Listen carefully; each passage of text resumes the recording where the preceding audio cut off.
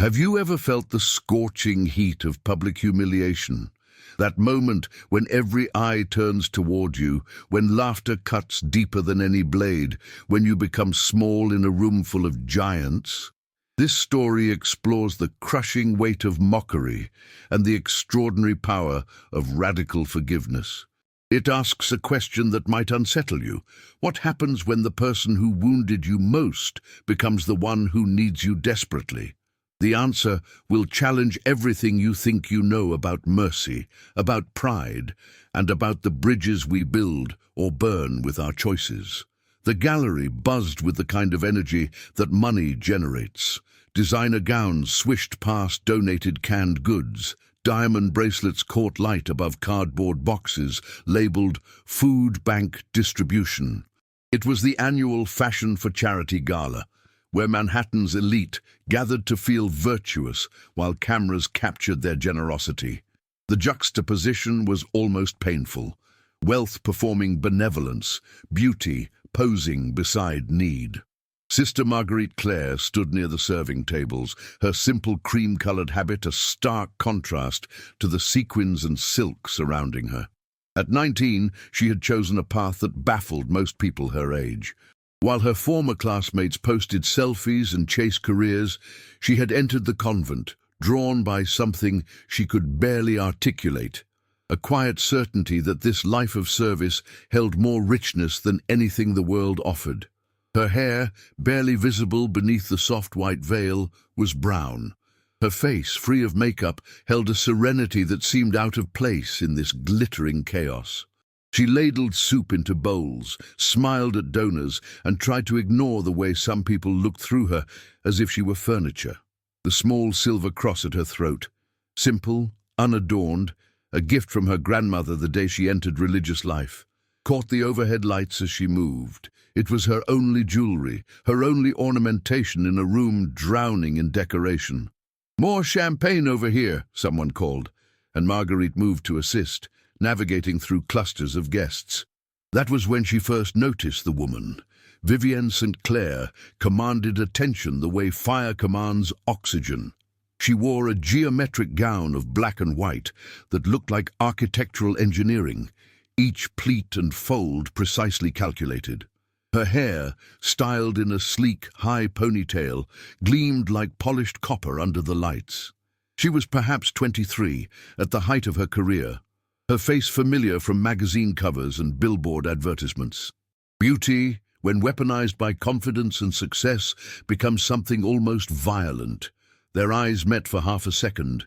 Marguerite offered a small smile, automatic, habitual, the expression of someone trained to see every person as bearing infinite worth. Vivienne's gaze slid away, dismissive, already moving to more interesting subjects. An hour later, as the charity auction concluded, Vivienne stood with her entourage near the dessert table where Marguerite was arranging fresh napkins. The model's laugh carried, bright, cutting, designed to be heard. "I mean, seriously, who chooses that life anymore?" Vivienne's voice dripped with theatrical disbelief. She gestured vaguely toward the serving area. "Look at her, 19, maybe 20. Hiding in that outfit like the world's biggest coward." Marguerite's hands stilled on the napkins. Heat crept up her neck. One of Vivienne's companions, a photographer named Julian, raised his camera. "Viv, this could be an amazing shot. You know, contrast. High fashion meets, no fashion." "Oh, that's brilliant." Vivienne's eyes gleamed with something cruel and playful. She crossed the space in 3 strides, her heels clicking against the polished floor like small hammers. "Hey, you, sister, whatever." Marguerite turned, her heart hammering. Up close, Vivienne's beauty was almost painful. Perfect skin, perfectly lined eyes, perfectly sculpted cheekbones. But it was the expression that struck deepest. Amused contempt, the look of someone encountering a particularly bizarre museum exhibit. "Can I help you?" Marguerite's voice came out quieter than she intended. "I'm just curious." Vivienne tilted her head, her smile sharp. "What happened? Bad breakup, couldn't handle real life? Or did you just wake up one day and decide to cosplay the Middle Ages?" Laughter rippled through the small crowd that had gathered. Cameras flashed. Marguerite felt the moment crystallize. Herself in the simple habit, Vivienne in her stunning gown, the pointing finger, the mocking smile, the audience of strangers watching a girl get eviscerated for entertainment. Marguerite started, but Vivienne cut her off. No, seriously, explain it to me. You're young. You could be doing anything, living, experiencing. Instead, you're hiding behind what? Prayer? Rules? Poverty? She gestured at Marguerite's habit with one manicured hand, her voice rising. This isn't devotion, sweetie. It's fear. You're terrified of the real world, so you ran away to play dress-up with the other cowards. Each word landed like a physical blow. Marguerite's chest tightened. She wanted to respond, wanted to explain that her choice came from strength, not weakness, that she had found more freedom in surrender than she ever had in autonomy. But her throat closed. The words wouldn't come. Julian's camera kept clicking. The shots would be everywhere by morning, the fashionable model confronting the quaint religious girl, modernity scorning tradition, success mocking simplicity. Vivienne leaned in closer, and Marguerite could smell her perfume, expensive, intoxicating, the scent of a world Marguerite had chosen to leave behind. You know what the saddest part is? You probably think you're doing something noble, but you're just wasting your life, and one day you'll wake up old and realize you never actually lived. The crowd had grown. Some people looked uncomfortable, but no one intervened. This was entertainment after all, drama, content. Marguerite felt tears burning behind her eyes. She refused to let them fall. Not here, not in front of these strangers. Her hand moved unconsciously to the small cross at her throat, fingers closing around it. I should get back to work, she managed, her voice barely above a whisper. Of course you should. Vivienne's smile was triumphant. Run along, back to your safe little world, where you don't have to think or feel or be anything real. As Marguerite turned away, she heard Vivienne's parting comment. At least I'm living. At least I matter. At least when I die, I'll have done something worth remembering. The words echoed as Marguerite retreated to the kitchen, finally alone among the industrial appliances and cooling trays of canapes. She leaned against the stainless steel counter, her whole body shaking. The tears came then, silent and burning. Not because Vivienne's words were true, Marguerite knew they weren't, but because humiliation hurts regardless of truth. Because being mocked, being made small, being laughed at by strangers cuts deep into the places where we store our dignity. She pulled out her phone with trembling hands and found her way to a text conversation with Sister Bernadette, her mentor at the convent. Her fingers hovered over the keyboard. What could she even say? That a famous model had destroyed her in public, that she had stood there mute and helpless while cameras captured her shame. Instead she typed, "Having a hard night. Could use prayers." The response came quickly. You are loved. You are seen. You are valued beyond all earthly measure. Whatever storm you're in, it will pass. Call me when you can. Marguerite read the words 3 times, trying to let them sink past the hurt. She touched the cross at her throat again, remembering her grandmother's words when she gave it to her. This isn't magic, child. It won't protect you from pain, but it will remind you that you're never alone in it. She stayed in that kitchen for 20 minutes, breathing slowly, praying in fragments, trying to find the ground beneath her feet again. When she finally emerged to help with cleanup, the gala was winding down. Vivienne's saint. Claire had left, gone to whatever after-party awaited the beautiful and successful, but her words remained, lodged in Marguerite's chest, like splinters. That night, back in her small room at the convent, Marguerite did something unexpected. She pulled out a piece of simple stationery and began to write. Her hand moved almost without conscious thought, forming words that surprised her even as they appeared on the page. Dear Miss St. Clair, you don't know me, though we met tonight. You called me a coward, said I was hiding from life. Maybe you're right. Maybe faith looks like fear to people who don't understand it. I wanted to tell you something I couldn't say with all those cameras pointed at us. I forgive you. Not because what you did was okay, but because holding on to hurt only makes it heavier. You're probably not thinking about me at all right now. You've probably forgotten the whole thing. But I wanted you to know that I saw you tonight, really saw you, and I'm praying for you. Not because I think you need fixing, but because everyone needs someone to hold them up in prayer. I hope you find whatever it is you're looking for. I hope you discover that worth isn't measured in magazine covers or social media followers. I hope you know peace. With sincere compassion, Sister Marguerite Clare. She folded the letter, addressed it to Vivian's agency, easily found online, and placed it in the outgoing mail basket the next morning. She didn't expect a response. She didn't even know if Vivian would ever see it. But writing it had loosened something in her chest, had transformed the hurt into something more bearable. The week that followed was difficult. The photos went viral, of course. Fashion icon confronts nun at charity event, read one headline. Vivian St. Clair questions young woman's life choices in heated exchange, proclaimed another. The internet, predictable as weather, divided into camps. Some praised Vivian for keeping it real. Others condemned her cruelty. Marguerite became a meme, her expression of hurt frozen and distributed across platforms she didn't even use. Sister Bernadette advised silence. Don't respond, don't engage. Let the storm pass. Your worth isn't determined by strangers' opinions, but the attention stung. Marguerite found herself questioning things she thought were settled. Had she chosen religious life out of fear? Was she hiding? The doubts circled like vultures, picking at her certainty.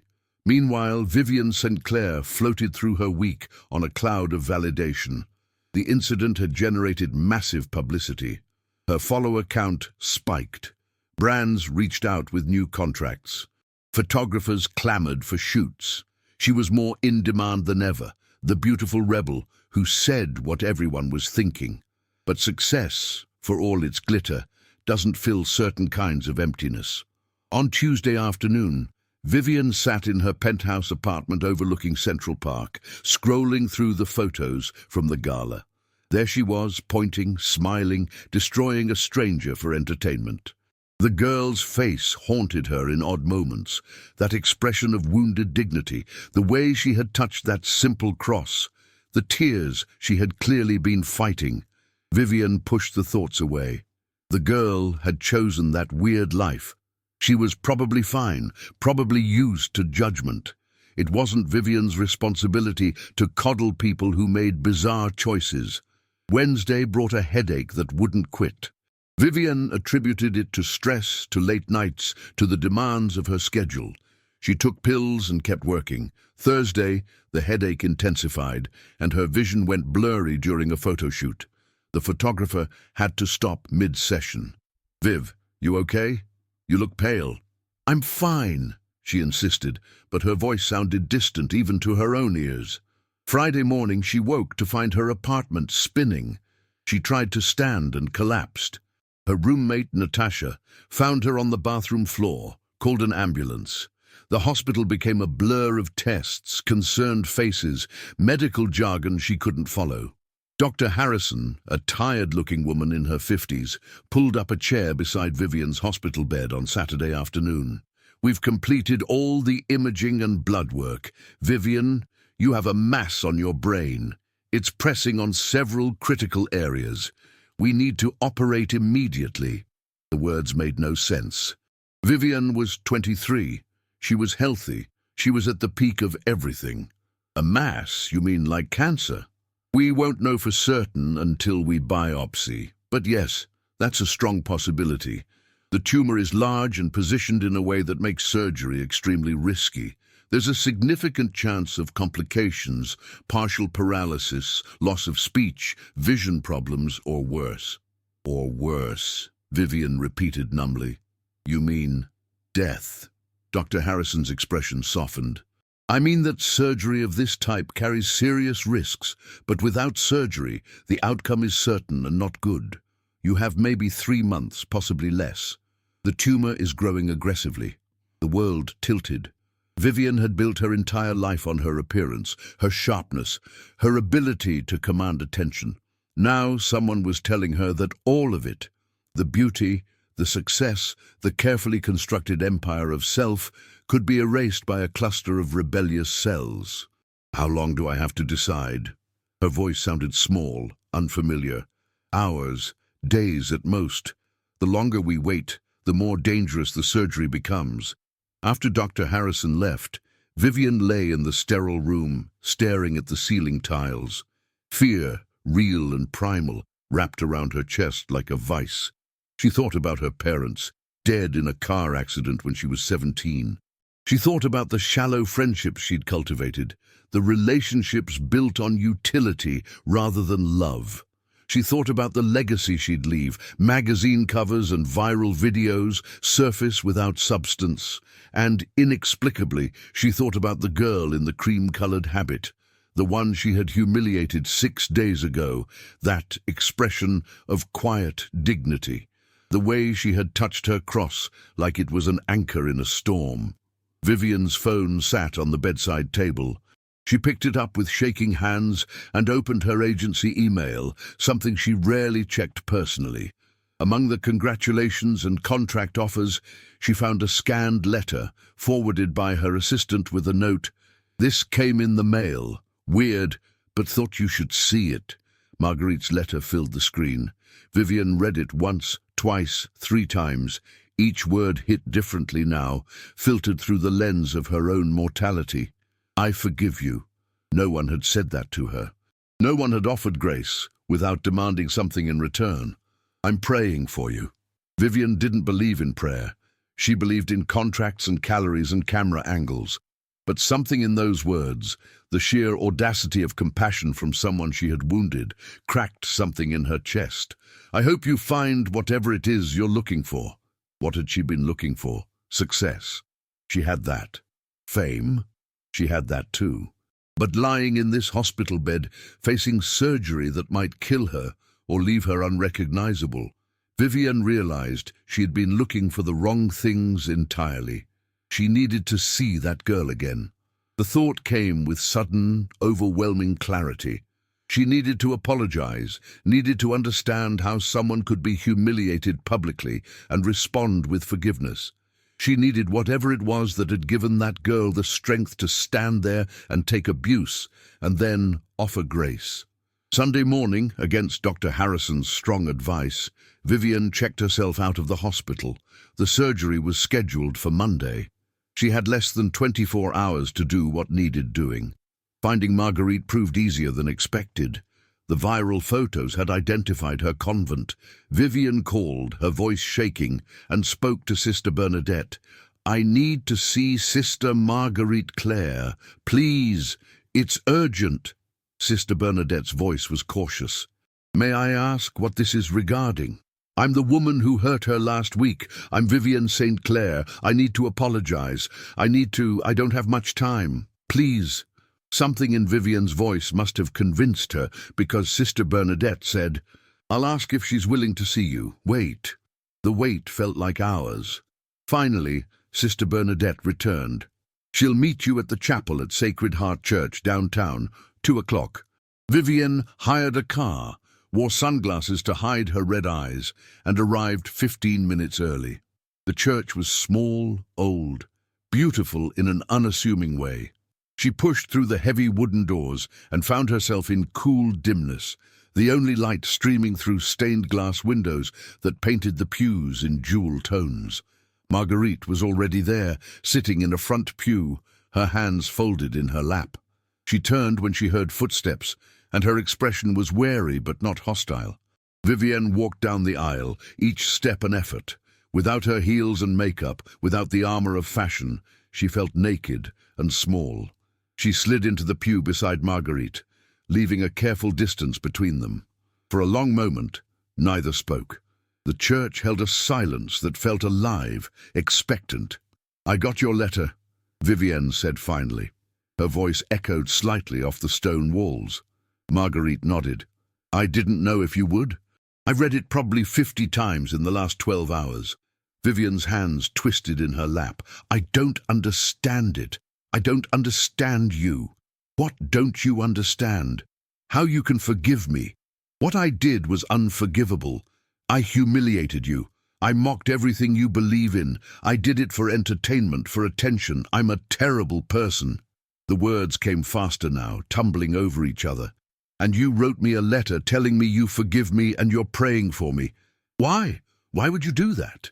Marguerite was quiet for a moment, considering. When she spoke, her voice was gentle but firm.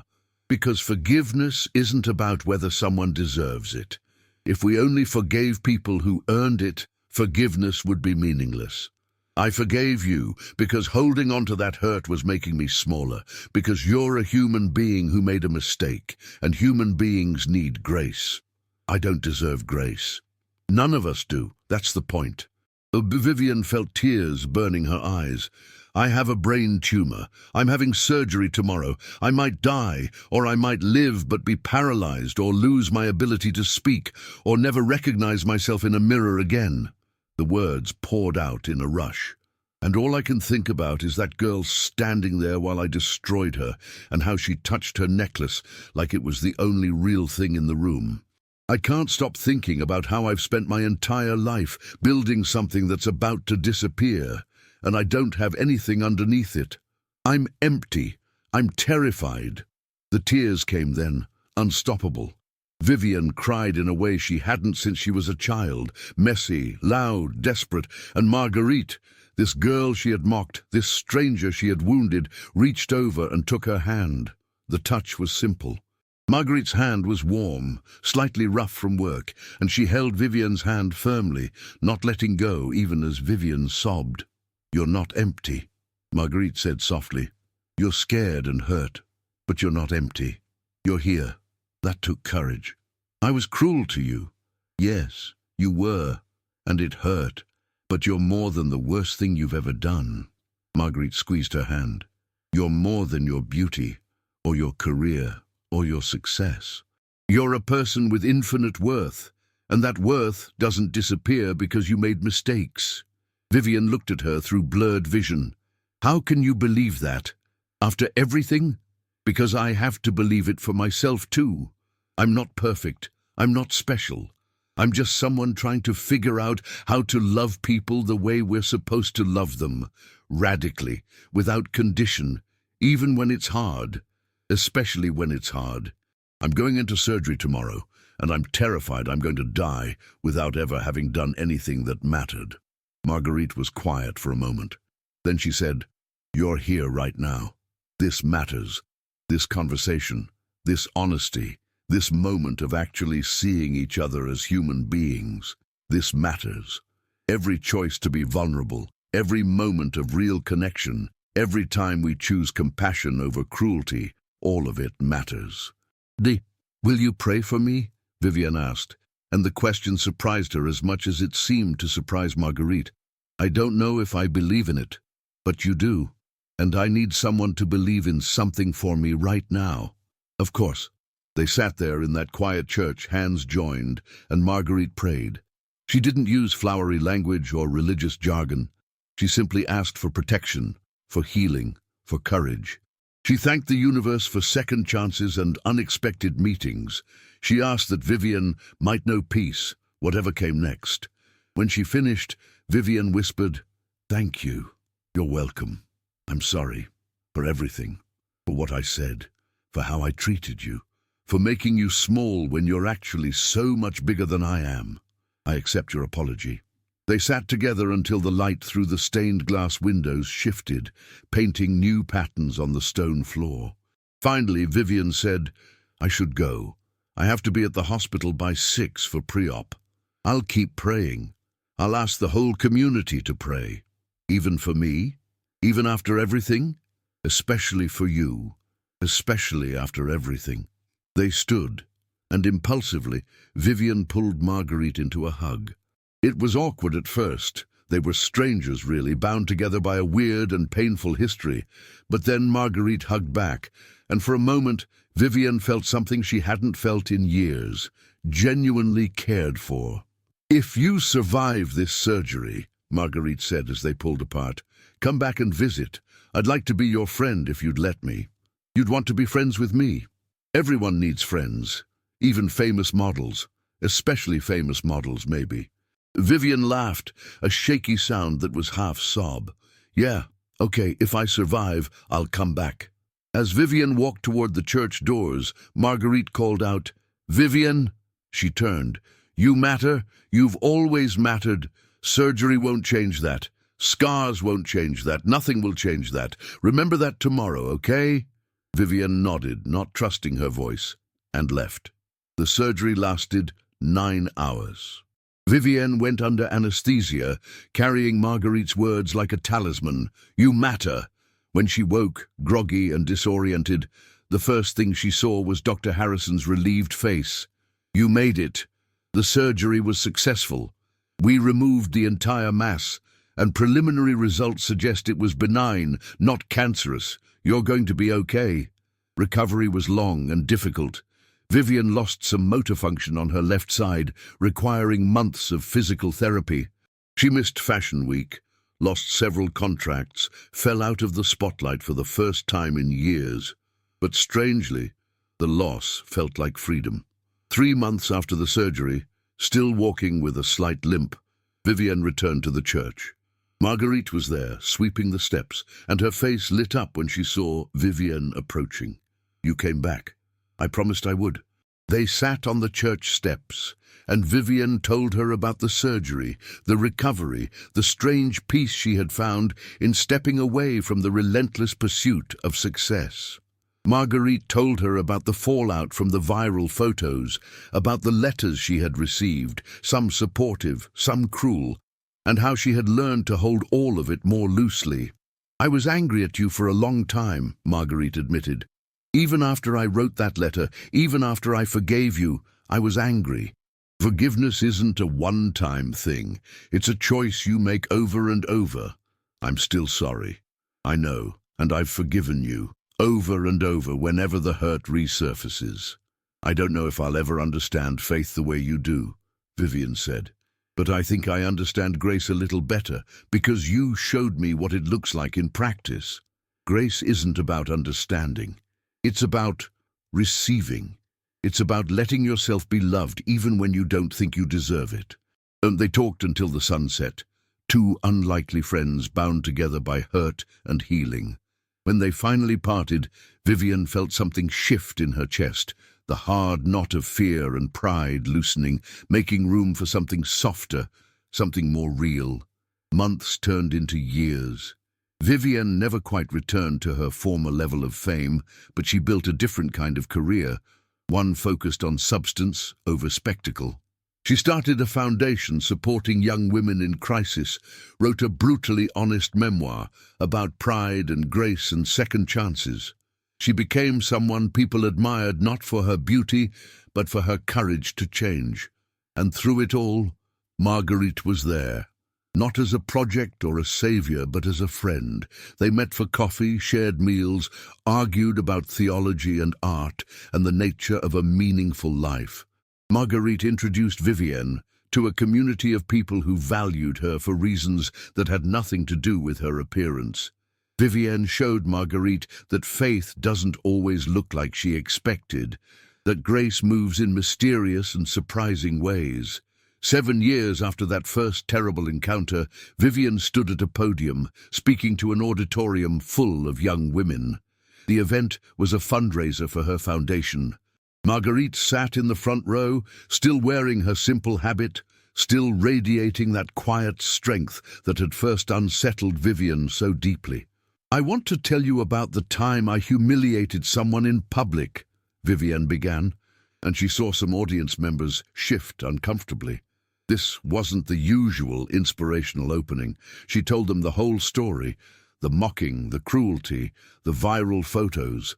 She didn't spare herself. She described the letter Marguerite had written, the terror of her diagnosis, the moment in the church when someone she had wounded offered her grace. "I learned something in that church," Vivian said, her voice steady. "I learned that we don't earn our worth. We don't achieve it or build it or purchase it. We're born with it. Every single person carries infinite value, and nothing, not success, not failure, not cruelty, not shame, can change that fundamental truth. The question isn't whether we matter. The question is whether we'll live like we believe it, whether we'll treat others like they matter too. She gestured toward Marguerite. This woman showed me what courage actually looks like. Not the courage to succeed or shine or dominate, the courage to be wounded and still choose love, the courage to be humiliated and still offer grace. That's the kind of courage that changes the world, one uncomfortable conversation at a time. After the event, as people milled around the reception, Vivienne found Marguerite near the dessert table, a deliberate callback to their first meeting. "That speech was beautiful," Marguerite said. "I meant every word." "I know. That's why it was beautiful." They stood together, two women who had been changed by each other's unexpected presence in their lives. The photographer circling the room approached them, camera raised. "Can I get a photo of you two?" Vivienne looked at Marguerite, who nodded. They stood side by side, and this time, when the camera clicked, it captured something entirely different. Not mockery and hurt, but friendship and mutual respect.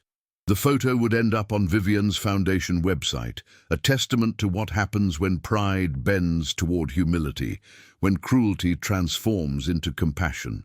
"You know what's funny?" Vivienne said as they posed. 7 years ago I told you that you'd wake up old and realize you never lived, but I'm the one who wasn't living. I was just performing." "We were both learning," Marguerite said gently. "We still are." "Yeah, I guess we are." Later that night, alone in her apartment, Vivienne pulled out a small box from her desk drawer. Inside was the original letter Marguerite had written, now worn soft from being folded and unfolded countless times. She read it again, as she did whenever she needed reminding of who she wanted to be. "I forgive you," the letter said. Words that had seemed impossible when she first read them. Words that had saved her life in more ways than one. She pulled out her own journal, a practice she'd started during recovery, and wrote, "Today I told our story again. The room was full of young women who think they need to be perfect, who think their worth depends on their achievements or their appearance.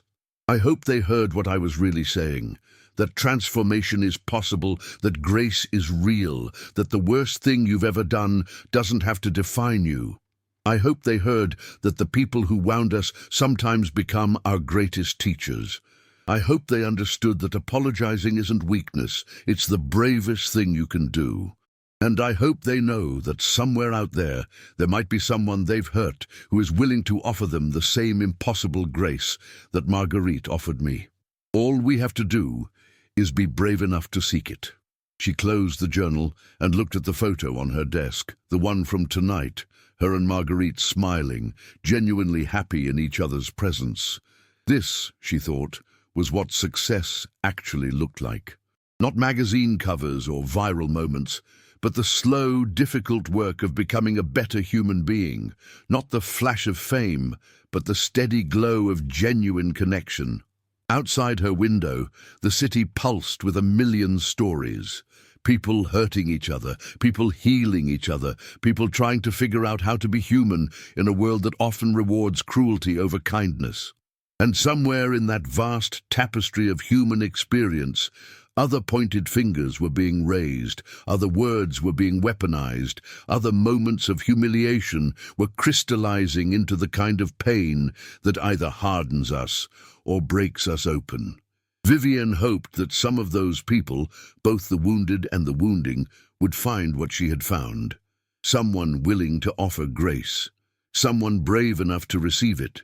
A moment in a quiet church, where all the defenses crumble and two strangers see each other clearly, perhaps for the first time. She touched the scar on her head, hidden now beneath her hair, a permanent reminder of how close she had come to losing everything. But she had gained something more valuable than everything she'd lost. A sense of purpose, untethered from applause. A sense of worth that didn't disappear when the cameras stopped flashing. She pulled out her phone and texted Marguerite, "Thank you for everything, for the letter, for the grace, for the friendship, for teaching me what courage looks like." The response came quickly. "Thank you for having the courage to change. That's the hardest thing. I'm proud of you." Vivian smiled, tears pricking her eyes, the good kind of tears, the kind that come from being genuinely seen and valued. She set down her phone and closed her eyes, and for the first time in her life, she prayed. Not eloquently, not with any practiced phrases, but honestly. "Thank you," she whispered, to whatever force guided the universe toward redemption. "Thank you for second chances. Thank you for the people brave enough to love us when we don't deserve it. Thank you for transformation. Thank you for showing me that it's never too late to become someone worth being." And in that moment, in her small apartment overlooking the city that had witnessed both her rise and her reckoning, Vivienne St. Clair knew a peace she had never known before. Not the peace of having everything, but the peace of being enough. Not the peace of never failing, but the peace of being forgiven. Not the peace of perfection, but the peace of being human and loved anyway. The pointed finger had become an extended hand. The mockery had become mercy. And two women who should never have been friends had built something beautiful from the rubble of pride and pain. That, Vivienne thought, was the real miracle. Not divine intervention or dramatic healing, but the quiet, persistent work of choosing compassion over cruelty, grace over grudges, love over spite. That was the kind of miracle anyone could participate in, if they were brave enough. And bravery, she had learned, sometimes looked like a 19-year-old girl in a simple habit, touching her grandmother's cross and choosing to forgive the stranger who had tried to make her small. Sometimes it looked like a terrified model facing surgery and finding the courage to seek out the person she had wounded. Sometimes it looked like two unlikely friends sitting on church steps, talking about faith and doubt and the messy, beautiful work of being human together. That was the story Vivienne would keep telling, in speeches and in writing and in the way she lived her life. Not because it made her look good. It didn't, not entirely, but because it was true. And truth, she had discovered, was worth more than any carefully constructed image. Truth could set you free in ways that success never could. The night deepened, the city lights glittered, and somewhere in a convent across town, Marguerite knelt in prayer, holding her friend Vivienne in the light, grateful for the unexpected ways grace moved through the world, transforming pointed fingers into clasped hands, humiliation into healing, strangers into sisters. The cross at her throat, simple, unadorned, heavy with meaning, caught the candlelight as she prayed. It had witnessed both her wounding and her healing. It would witness countless more stories of hurt and redemption, of cruelty and compassion, of the extraordinary things that happen when ordinary people choose love over pride. And that, perhaps, was the most important lesson of all, that we are all capable of both wounding and healing, that we all need both forgiveness and the courage to forgive, that the distance between mockery and mercy is shorter than we think, and that crossing that distance changes everything. The story didn't end in that church 7 years ago.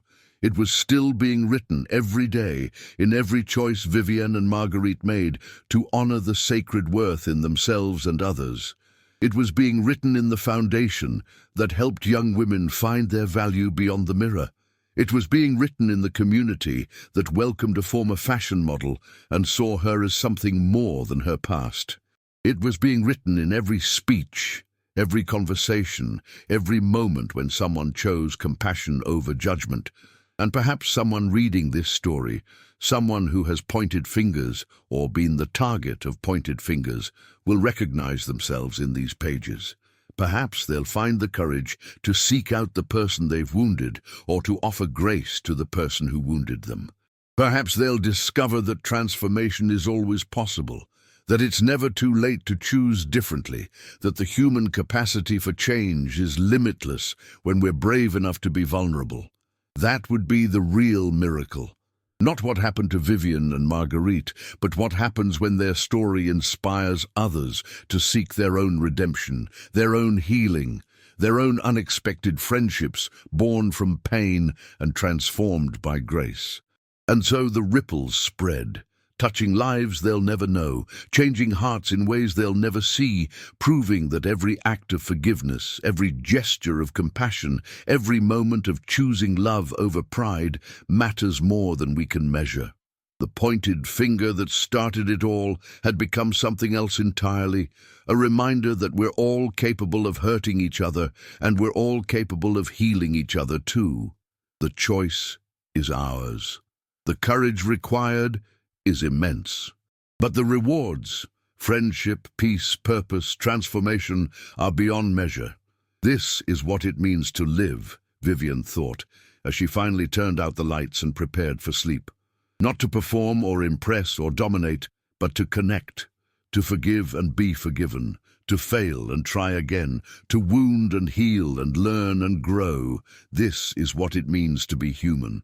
And in the morning she would wake up and try again, to be better, to love more, to live with the kind of courage Marguerite had shown her, the courage to stand in the truth of your worth, even when the world tries to diminish you, the courage to offer grace, even when you're the one who needs it most. That was the gift. That was the lesson. That was the story. And it's a story we can all live if we're brave enough.